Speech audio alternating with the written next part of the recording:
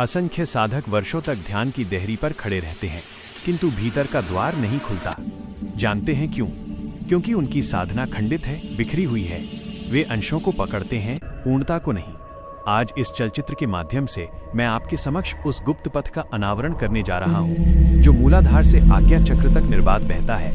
वही मार्ग जिसे समझने में साधकों का जीवन व्यतीत हो जाता है। इस प्रस्तुति में मैंने अपनी वर्षों की तपस्या और साधना के निचोड़ को एक दिव्य क्रम, सेक्रेड सीक्वेंस में पिरोया है। स्मरण रहे, यदि एक भी कड़ी छूटी तो ऊर्जा का वो सूक्ष्म प्रवाह भंग हो जाएगा जो कुंडलिनी के जागरण हेतु अनिवार्य है। यहाँ चूक का अर्थ है अनंत प्रतीक्षा। वीडियो के अंतिम चरण में मैं आज्ञा चक्र के उस धवल प्रकाश के रहस्य को उजागर करूंगा, जिसका साक्षात्कार होने के पश्चात संसार में लौटने का कोई मार्ग शेष नहीं रहता। आप साक्षात देखेंगे कि कैसे मूलाधार की सुप्त पाश्विक शक्ति जागृत होकर ऊर्ध्वगामी होती है और आज्ञा चक्र में पहुंचकर असीम दिव्य ज्योति में विलीन हो जाती है। ये मात्र एक वीडियो नहीं है, ये आपकी चेतना के पूर्ण रूपांतरण की एक आध्यात्मिक यात्रा है। स्थिर होकर बैठें, श्वासों को लयबद्ध करें और स्वयं को इस ऊर्जा प्रवाह के प्रति समर्पित कर दें। योग और आध्यात्म की दुनिया में 7 चक्रों का बहुत महत्व है और इनमें सबसे पहला और बुनियादी चक्र है मूलाधार चक्र। आज के वीडियो में हम जानेंगे कि ये चक्र कहाँ होता है, इसे जागृत कैसे करें और इसके क्या फायदे हैं। मूलाधार चक्र हमारे शरीर का आधार है। इसकी स्थिति रीढ़ की हड्डी के सबसे निचले सिरे पर मलद्वार और अंडकोश के बीच होती है। ये सीधे हमारी सुषुम्ना नाड़ी से जुड़ा होता है।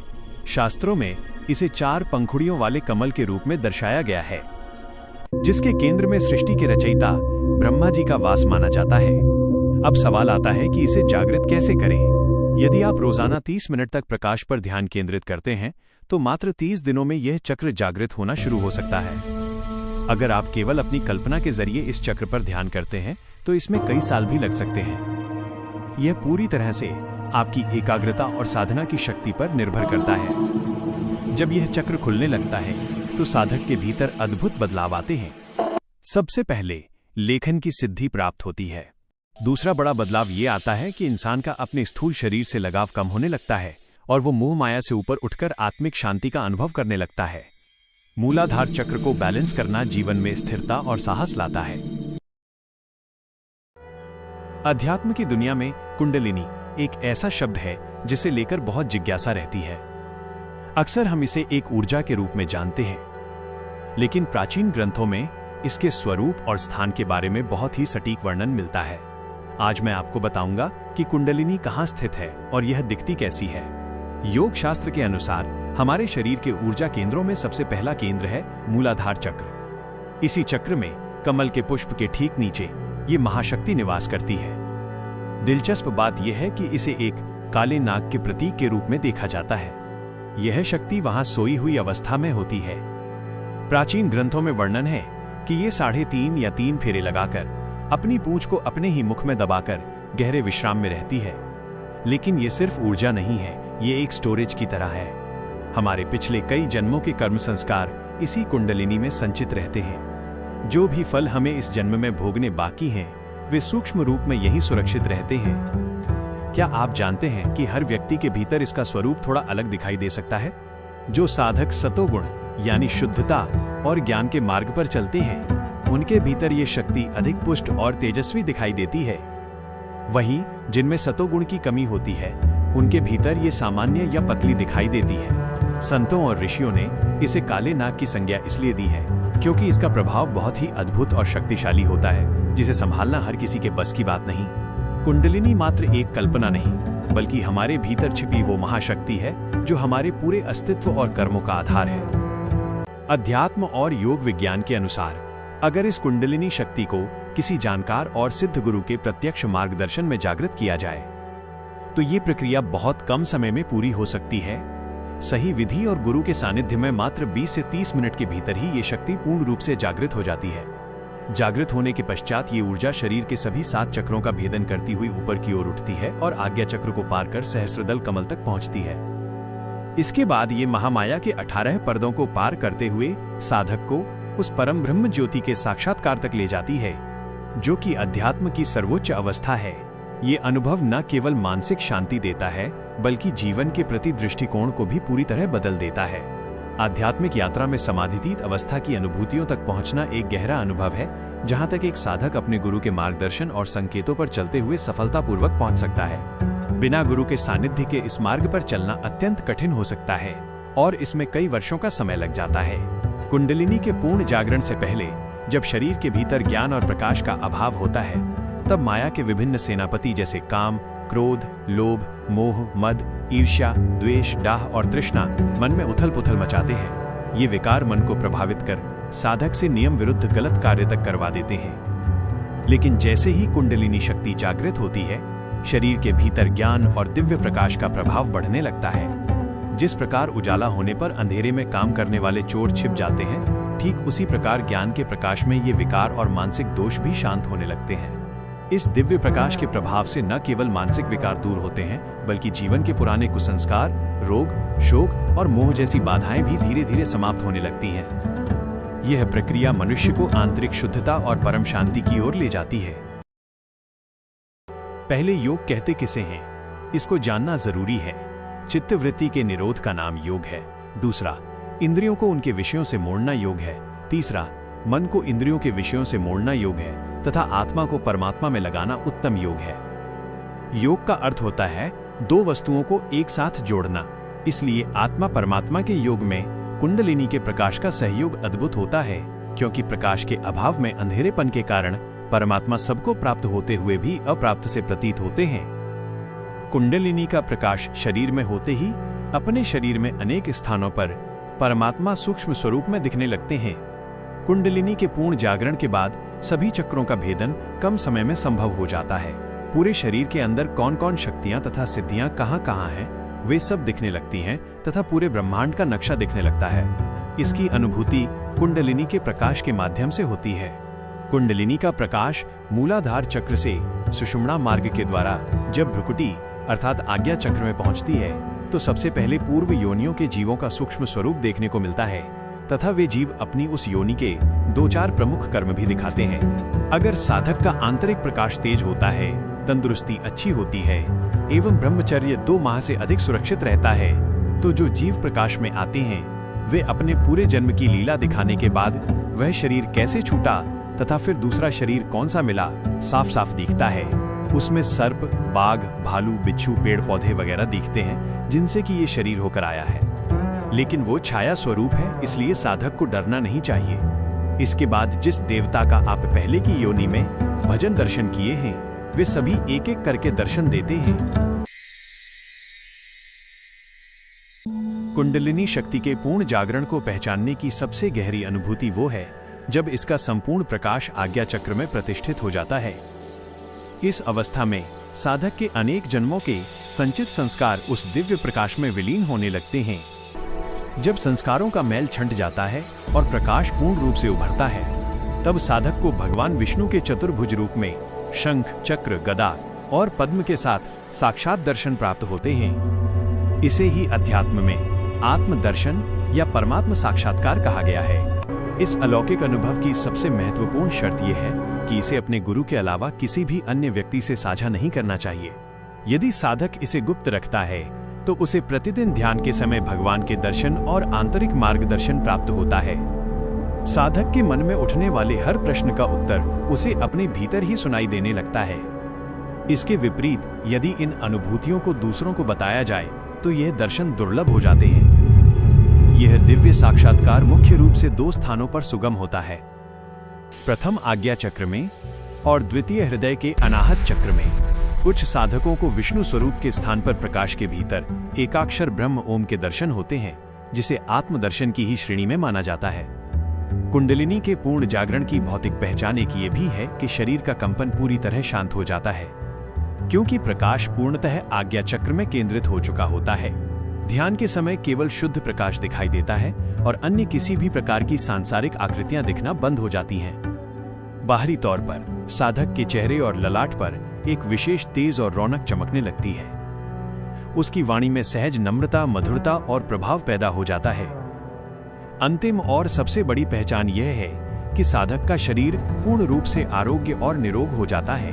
उसका तेजोबल इतना प्रबल हो जाता है कि पुराने सभी कुसंस्कार और व्याधियां उस परम प्रकाश के तेज में शांत हो जाती हैं, जिससे साधक को आंतरिक शुद्धता और परम शांति की प्राप्ति होती है। मूलाधार चक्र के सबसे गहन तल पर जहां ये दिव्य शक्ति वास करती है, वहीं साक्षात अष्टभुजी मां दुर्गा सिंह पर सवार होकर विराजमान है।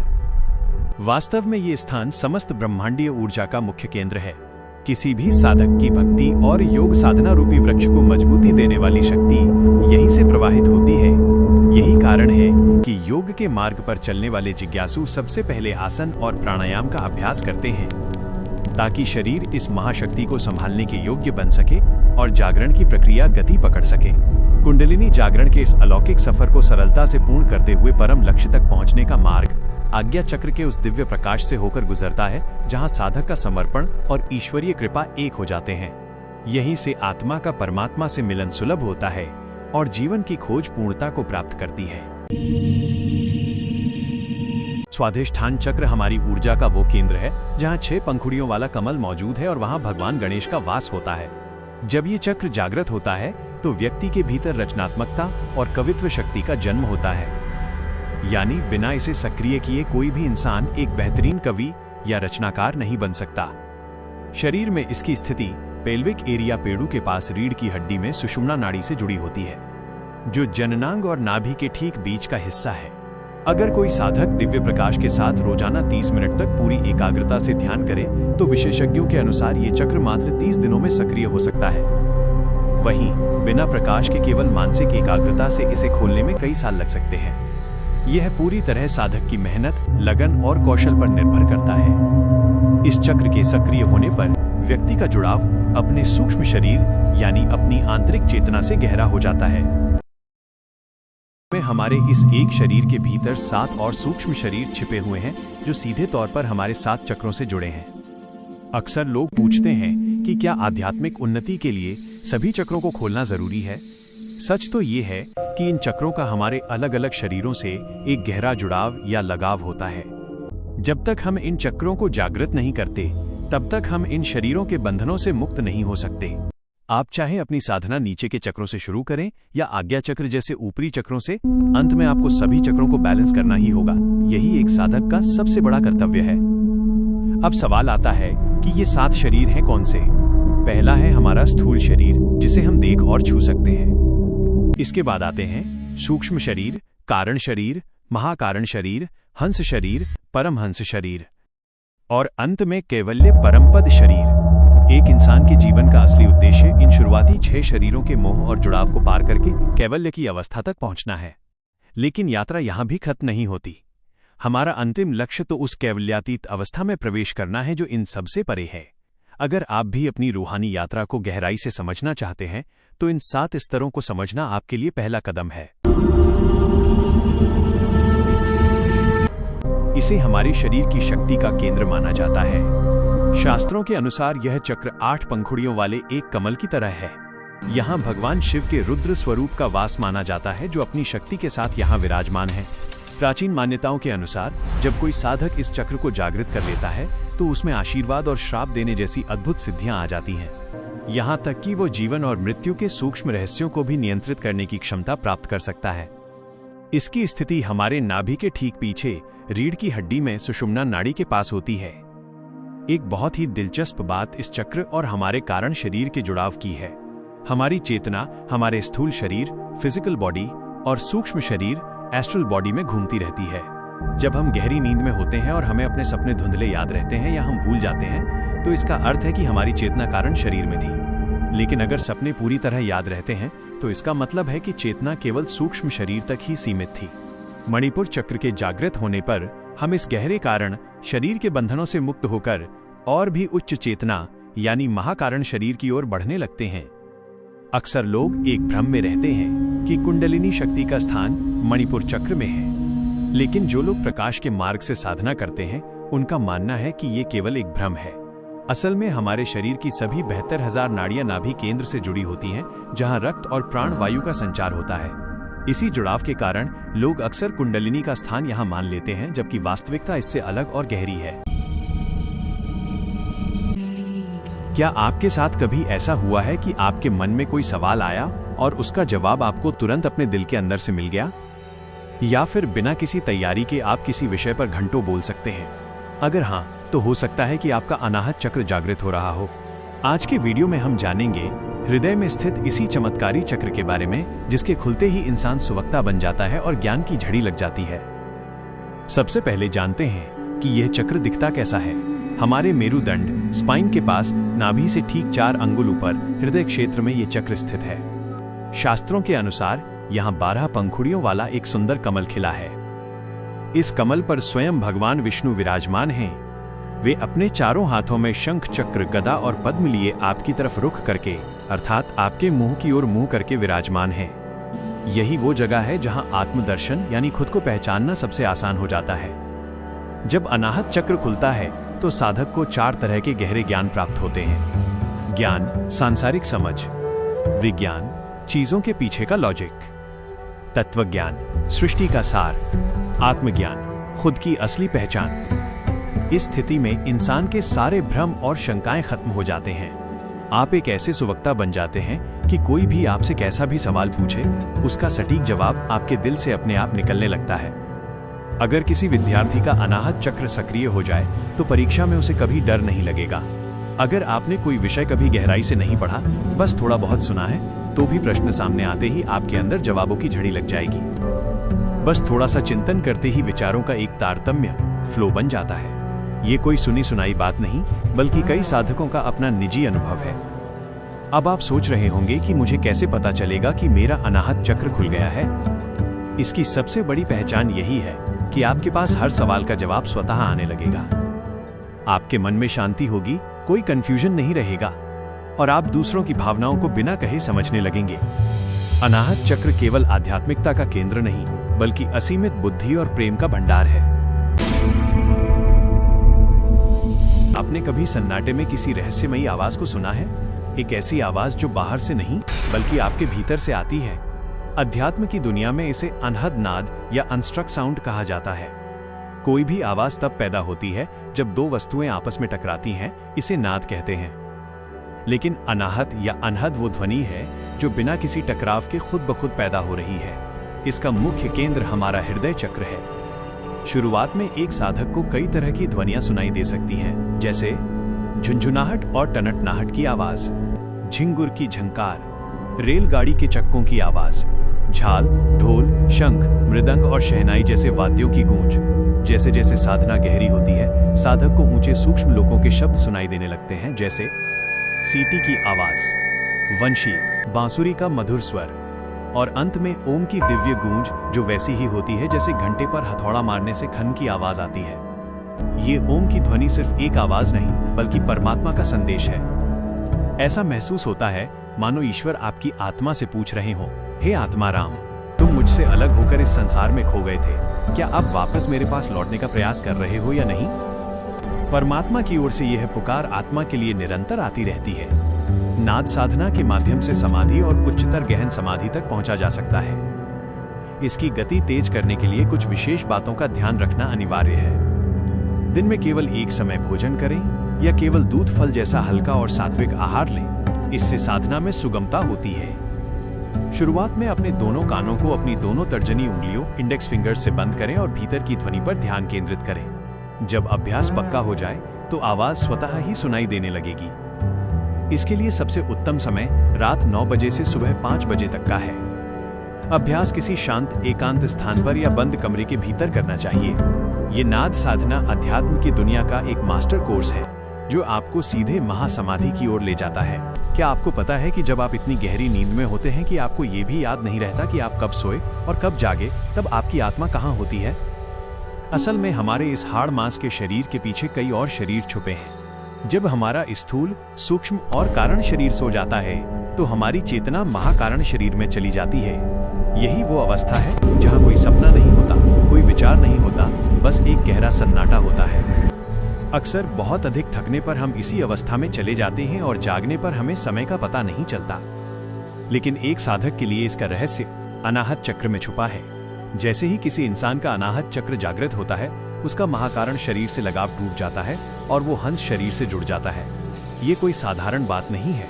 जब तक हमारे शुरुआती 4 चक्र पूरी तरह सक्रिय नहीं होते, तब तक माया हमारा पीछा नहीं छोड़ती। आप चाहे कितने ही बड़े ज्ञानी बन जाएं, कितने ही बड़े पंडित या ध्यानी बन जाएं, अगर ये चक्र बंद है तो काम, क्रोध, लोभ और मोह के वेग आपको कभी भी भ्रमित कर देंगे। माया के ये सेनापति तब तक आप पर हमला करते रहेंगे जब तक आप इन द्वारों को पार नहीं कर लेते। लेकिन जैसे ही ये 4 चक्र सक्रिय होते हैं, एक अद्भुत घटना घटती है। माया और उसके शक्तिशाली सेनापति आपका पीछा करना छोड़ देते हैं। उनकी शक्ति आप पर खत्म हो जाती है। इतना ही नहीं, आगे चलकर जब आपकी चेतना अत्यंत सूक्ष्म हो जाती है, तो आपको दिखाई देने लगता है कि जिसे आप माया समझकर डर रहे थे, वो भी असल में ब्रह्म का ही एक रूप है। इस संसार में ब्रह्म के सिवा कुछ है ही नहीं। तब काम, क्रोध और लोभ जैसे विकार आपके सामने सूक्ष्म रूप में प्रत्यक्ष खड़े तो होते हैं, लेकिन वे शांत रहते हैं। वे आपको प्रभावित नहीं कर पाते, क्योंकि अब आप उन्हें पहचान चुके हैं। आप जाग चुके हैं। अब आप माया के गुलाम नहीं, बल्कि ब्रह्मांड की उस परम चेतना का हिस्सा बन चुके हैं जहां सिर्फ शांति और सत्य है। क्या आप जानते हैं कि आपके शरीर में एक ऐसा केंद्र है जिसे जागृत करते ही आपकी वाणी में वो शक्ति आ जाती है कि दुनिया आपकी हर बात मानने को मजबूर हो जाए। आज हम बात कर रहे हैं विशुद्ध चक्र की, जिसे 16 दल यानी 16 पंखुड़ियों वाले कमल के रूप में जाना जाता है। इस चक्र के बीचों बीच साक्षात महाशक्ति का वास है, जो अनंत भुजाओं वाली हैं, लेकिन स्वभाव से अत्यंत कोमल, नम्र और दयालु हैं। उनकी कृपा होते ही मनुष्य के भीतर से सारा भय समाप्त हो जाता है। अब सवाल ये है कि ये दिव्य चक्र आपके शरीर में है कहाँ? अपने कंठ यानी गले के ठीक नीचे जो छोटा सा गड्ढा है, उसके नीचे और हृदय से 4 अंगुल ऊपर रीढ़ की हड्डी के पास सुषुम्ना नाड़ी से जुड़ा हुआ यह विशुद्ध चक्र स्थित है। इसे जागृत करने का तरीका बहुत ही सटीक और प्रभावशाली है। अगर आप प्रतिदिन केवल 30 मिनट तक पूर्ण एकाग्रता के साथ दिव्य प्रकाश का ध्यान करते हुए इस स्थान पर मन को टिकाते हैं, तो मात्र 30 दिनों के भीतर यह चक्र खुलना शुरू हो जाता है। लेकिन याद रहे, यह मार्ग धैर्य का है। यदि आप बिना प्रकाश के केवल कल्पना के सहारे यहां मन को रोककर ध्यान करते हैं, तो इसमें कुछ वर्षों का समय लग सकता है। इस चक्र की अनुभूति पूरी तरह से साधक के प्रेम, उसकी लगन और उसकी आंतरिक क्षमता पर निर्भर करती है।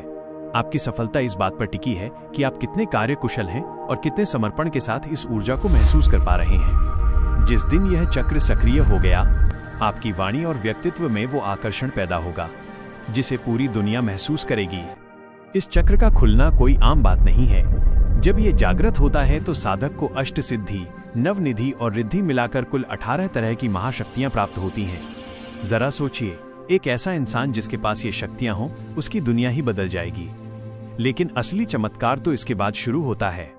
जब एक साधक इस चक्र को पार करके आज्ञा चक्र से ऊपर बढ़ने की कोशिश करता है, तो उसकी मदद के लिए कोई इंसान नहीं, बल्कि साक्षात सूक्ष्म विमान प्रकट होते हैं। हमारे ग्रंथों में जिन प्राकृतिक विमानों का जिक्र है, उनका केंद्र यही विशुद्ध चक्र है। माँ की कृपा और गुरुदेव के आशीर्वाद से ये विमान साधक को उस लोक तक ले जाते हैं जहाँ समाधि से भी परे की अवस्था का अनुभव होता है।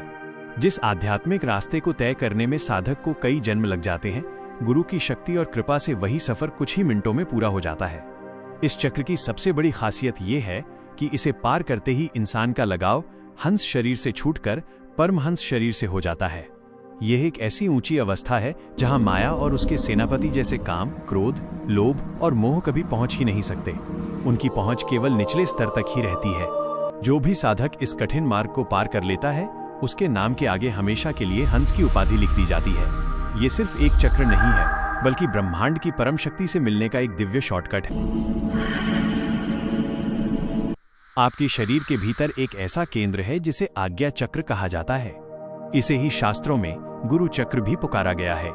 इसकी स्थिति आपके दोनों आंखों की भौहों के बिल्कुल बीच में है, ठीक उसी जगह जहां हम टीका या तिलक लगाते हैं, जिसे भ्रिकुटी भी कहते हैं। सूक्ष्म दृष्टि से देखें तो इस चक्र में 2 दल यानी 2 पंखुड़ियों वाला एक दिव्य कमल खिला है और उस पर सूक्ष्म स्वरूप में स्वयं सदाशिव विराजमान है।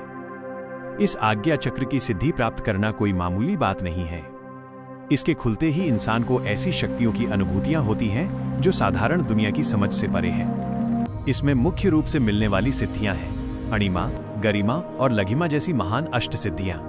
ये 8 सिद्धियां जो साक्षात परमात्मा के द्वारा प्रदान की जाती हैं, वे इसी चक्र के भीतर निवास करती हैं और इसके खुलते ही जागृत हो जाती हैं। दूसरी बड़ी शक्ति है सर्वार्थ साधन सिद्धि।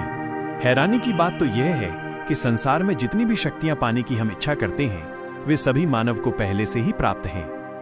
लेकिन सवाल यह है कि अगर वे हमारे पास हैं तो हमें महसूस क्यों नहीं होती? दरअसल वे हमारे पास होते हुए भी अप्राप्त जैसी लगती हैं। इसका कारण है अज्ञान और अविद्या रूपी अंधकार, जिसने इन शक्तियों को ढका हुआ है। लेकिन इस अंधकार को खत्म करने का रास्ता भी हमारे पास है।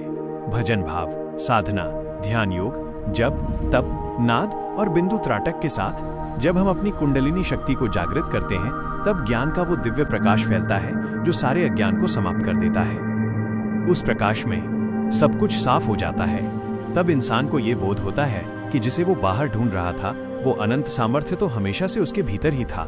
ज्ञान की प्राप्ति होते ही वो सारा भ्रम टूट जाता है कि वो कभी इन शक्तियों से वंचित था। ध्यान योग प्रारंभ करते समय सबसे पहले आज्ञा चक्र से प्रारंभ करना चाहिए, क्योंकि यही वो स्थान है जहां कुंडलिनी से प्रकाश के आने में सुगमता होती है। यहाँ इड़ा, पिंगला तथा सुषुम्ना, इन तीनों का भ्रुकुटी में महामिलन होता है। इस मानवीय शरीर में 72,000 नाड़ियां हैं जिनका सीधा संबंध हमारी वायु से है। उनमें ये 3 नाड़ियां प्रधान हैं जो योग साधना के शिखर तक ले जाती हैं। पहला रहस्य, इड़ा नाड़ी। बाईं नाक से जो हवा चलती है उसे इड़ा कहते हैं। इसे चंद्र स्वर भी कहा गया है। इसके देव साक्षात चंद्रमा हैं। ये शीतल है, इसमें गंगा की पावन धारा बहती है। इस चंद्र स्वर में जब ध्यान लगता है तो प्रकाश बिल्कुल साफ और स्पष्ट दिखाई देता है। दूसरा रहस्य, पिंगला नाड़ी। दाहिनी नाक से जो हवा चलती है उसे पिंगला कहते हैं। यह गर्म स्वर है, इसे सूर्य स्वर कहते हैं। इसके देव सूर्य हैं। इस स्वर में ध्यान साधारण लगता है क्योंकि यहाँ प्रकाश एक हल्की लालिमा पर टिका रहता है। इसमें यमुना की धारा बहती है। हर स्वर 2.5 घड़ी पर बदलता रहता है, बाएं से दाहिने और दाहिने से बाएं। लेकिन स्वर बदलते समय कुछ मिनटों के लिए एक चमत्कार होता है जब दोनों स्वर एक साथ चलते हैं। तीसरा और परम रहस्य, सुषुम्ना नाड़ी। जिस क्षण दोनों स्वर सम होते हैं उसी समय सुषुम्ना खुल जाती है। सुषुम्ना में किया गया ध्यान अति उत्तम होता है। इसीलिए योगी जन प्राणायाम के जरिए दोनों स्वरों को सम करके ध्यान में उतरते हैं। सुषुम्ना में सरस्वती की गुप्त धारा बहती है। याद रहे, सुषुम्ना मात्र एक नाड़ी नहीं है, ये शून्य का महाद्वार है। जब इड़ा की शीतलता और पिंगला की उष्णता एक बिंदु पर आकर विलीन होती है, तब जन्म होता है परम प्रकाश का। यही वह क्षण है जब आपकी आत्मा का मिलन परमात्मा से होता है। सुषुम्ना का खुलना यानी आपके भीतर के सूर्य और चंद्रमा का एक हो जाना। जिसने इस संधिकाल को पकड़ लिया, समझो उसने मृत्यु पर विजय पा ली और मोक्ष के मार्ग पर अपना पहला कदम रख दिया। ये सरस्वती की वो गुप्त धारा है जो आपको एक साधारण मनुष्य से महामानव बनाने की शक्ति रखती है। आज्ञा चक्र में प्रकाश देखने के बहुत से मार्ग हैं, जिनके कुछ दिनों के अभ्यास से प्रकाश धीरे धीरे दिखने लगता है, जैसे रेचक, पूरक और कुंभक प्राणायाम, त्राटक एवं बिंदु साधना। लेकिन 1 मिनट में चंद्रमा तथा सूर्य के तेज से अधिक तेज रोशनी देखने की विधि यह है कि दोनों हाथों से दोनों आंखों को हल्का दबाएं। ध्यान रहे, नाक की तरफ दबाव कुछ अधिक हो। दबाव उतना ही रहे जितना कि दबाने पर आंख दुखे नहीं और आपका पूर्ण ध्यान आज्ञा चक्र यानी भ्रुकुटी में रहे। इड़ा तथा पिंगला दोनों स्वरों पर इसका दबाव पड़ता है और इसका प्रभाव सुषुम्ना पर भी पड़ता है। सुषुम्ना का सीधा लगाव कुंडलिनी से है। दबाव पड़ते ही कुंडलिनी अपना मुख खोल देती है और मार्ग खुलते ही वह दिव्य प्रकाश सुषुम्ना के रास्ते आज्ञा चक्र में आने लगता है। प्रकाश देखने वाले साधकों के लिए कुछ अनिवार्य सावधानियां हैं। आंखें दबाते समय ध्यान बिल्कुल सामने भ्रुकुटी में रहे। आंखों को 1 या 2 मिनट से अधिक नहीं दबाना है। विशेष सावधानी, आंख पर से हाथ हटाने के बाद कम से कम 4 या 5 मिनट तक या जब तक तेज रोशनी रहे तब तक आंख कदापि नहीं खोलना है।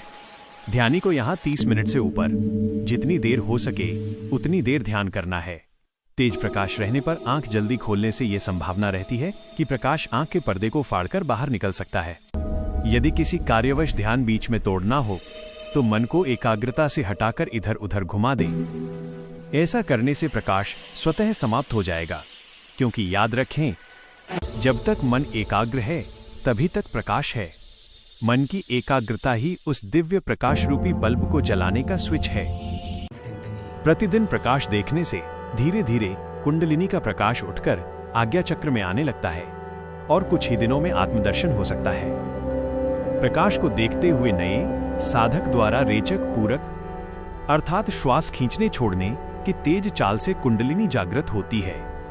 चूंकि श्वास प्रश्वास की ठोकर नाक पर लगने पर उसका मुख तेजी से खुलता है और प्रकाश भी तेजी से निकलता है। जिसका ब्रह्मचर्य और स्वास्थ्य अच्छा रहता है उसके बदन में कंपन भी हो सकता है। कंपन होने पर डरना नहीं चाहिए और खुश होना चाहिए और मन ही मन बढ़ जा की आवाज देनी चाहिए। साहस देने से प्रकाश तेजी से उठता है। किसी जानकार गुरु की सलाह से कार्य करने पर अच्छी सावधानी रहती है।